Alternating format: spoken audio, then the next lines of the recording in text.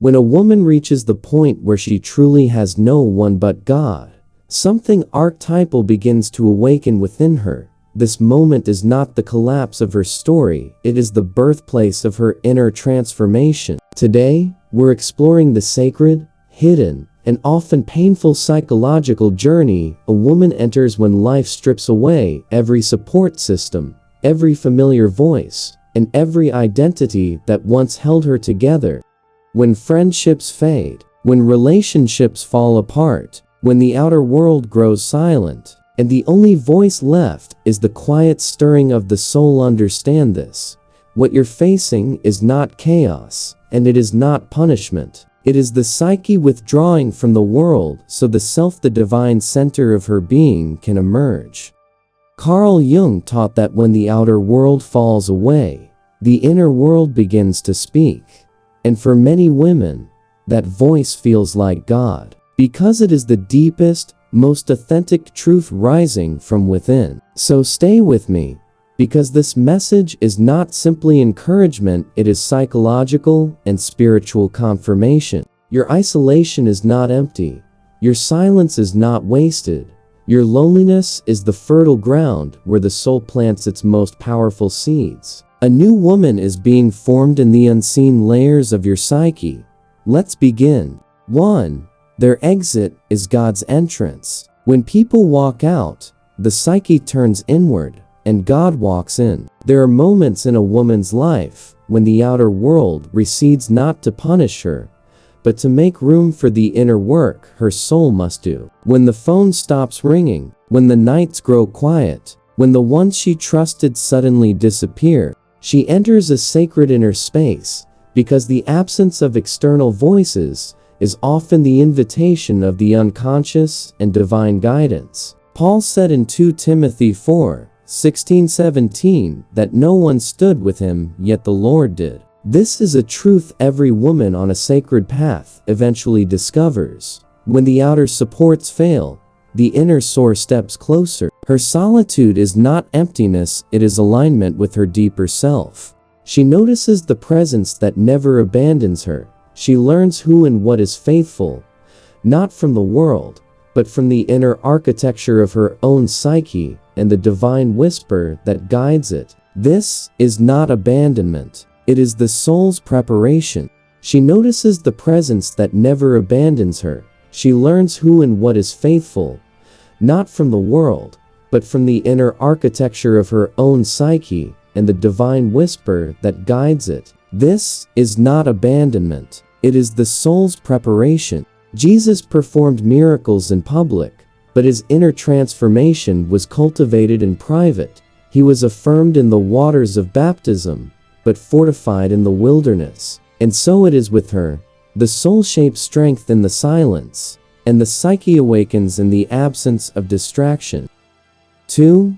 When the noise stops, she finally hears the whisper of the self. Jung taught that the psyche speaks softly, never in shouts, never in chaos. And sometimes, life grows loud because a woman has spent too long ignoring the quiet truth rising within her. So in its strange mercy, the soul begins to clear the room. It lets the relationship end. It allows the unanswered messages. It lets friendships shift and dissolve, not to punish her, but to silence the outer noise so the inner world can finally be heard. Because the voice of the divine within the self is rarely loud. It is a whisper. And a whisper can only be heard when a woman becomes still. In that stillness, something sacred begins to take root.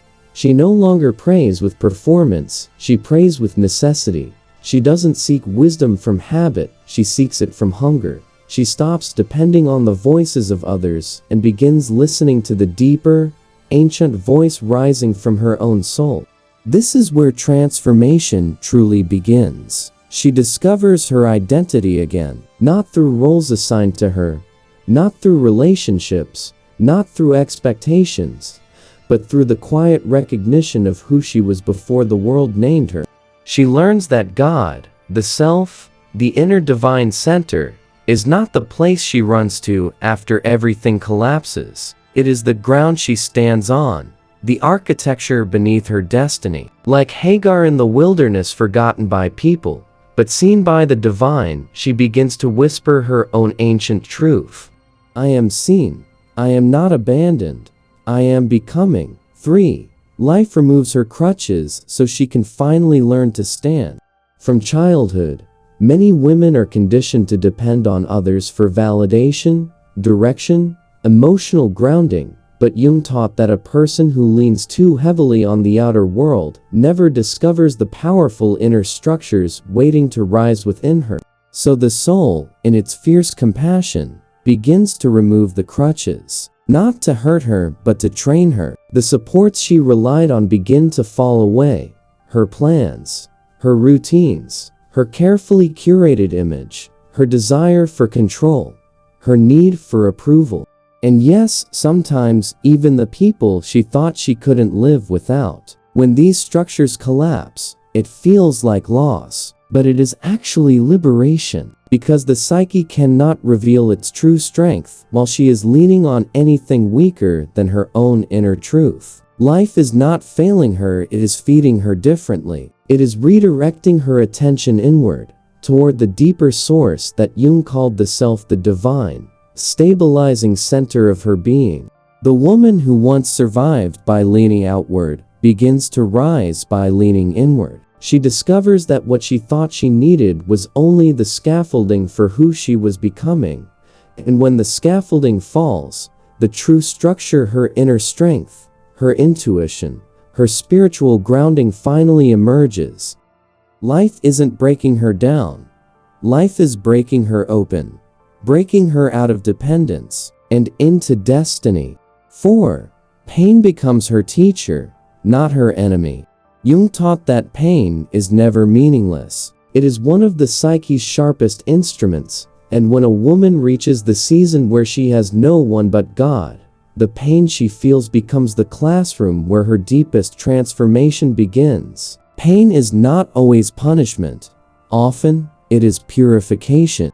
It strips away illusions. It exposes the false selves she outgrew. It forces her into a level of honesty she'd never choose on her own. Just as the women of Scripture were reshaped in their suffering, misunderstood, rejected, forgotten, so too does a modern woman in pain enter the very chamber where her new self is forming. Her tears don't push the divine away. They draw the divine near. Her suffering becomes the altar where clarity is conceived. Her heartbreak becomes the gateway to the most authentic version of herself. Her emptiness becomes the soil where her future takes root. In Jung's language, pain is the initiator, the force that pushes her into the depths she avoided, the shadow she feared, the truth she buried. Some women never face their real desires until life fractures them.